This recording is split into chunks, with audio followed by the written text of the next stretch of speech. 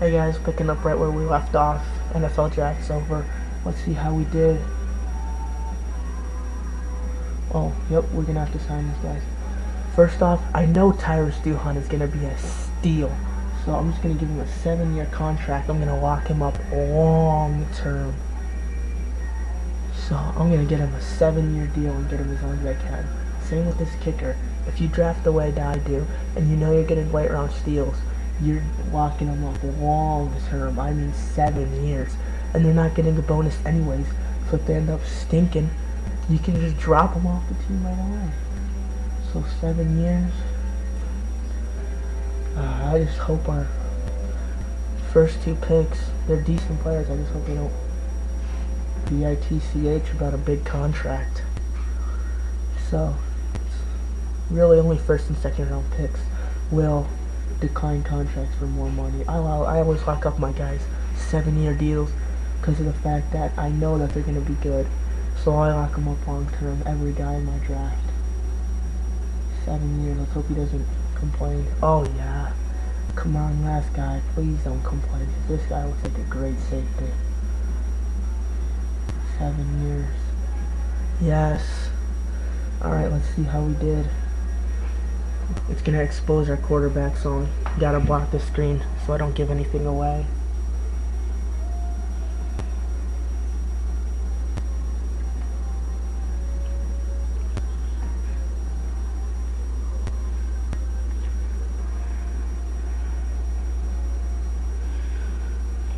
I want to see it on player management so I can get a look at their potential at the same time as I get a look at their overall, because overalls can be deceiving. So it's like block the overalls when it comes out.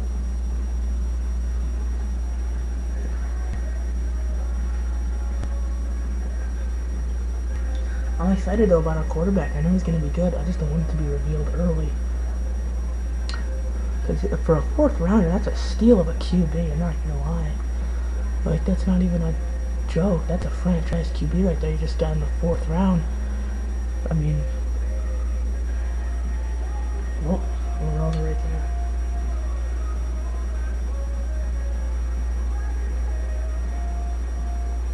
See him right there, Conroy. But we're going to simulate the reordering depth charts. There we go. So now we're going to look at it by the player management standpoint. Quarterback, 75 with B potential. He is fast. Let's see what his throwing is. He's not aware, that's what his problem is. Throw power is a 90. Throw accuracy is an 80. I don't understand how, because he can throw 84 short, 83 medium, 82 deep, 85 on the run.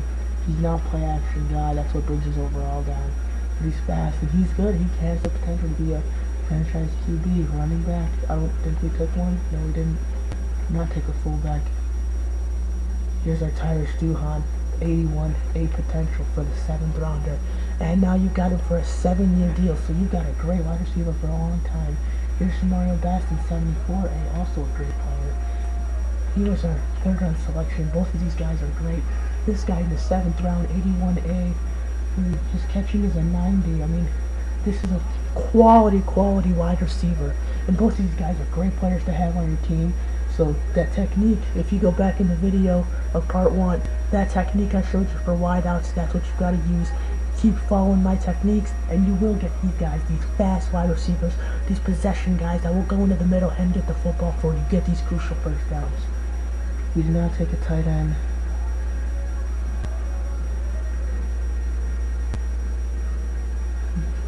Didn't take a guard. I know we took the end.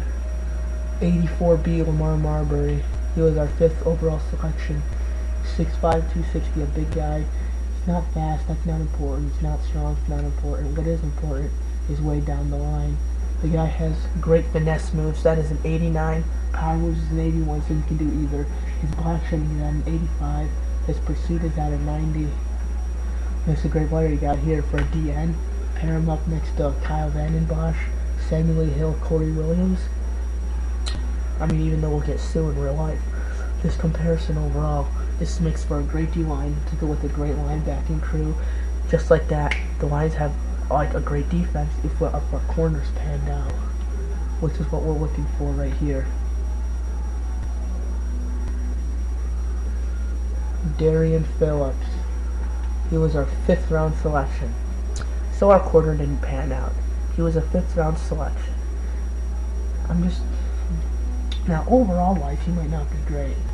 He has terrible awareness. But to his defense, the Lions D coordinator is in this game, Dr. Cunningham, who takes cornerbacks play recognition down 5. His play recognition is horrendous. Then again, he's not a safety. So our 5th round cornerback didn't pan out. Boo-hoo. Our strong safety, 82 B potential. But if you follow that cornerback potential, if you go back and look, his man coverage was not very high.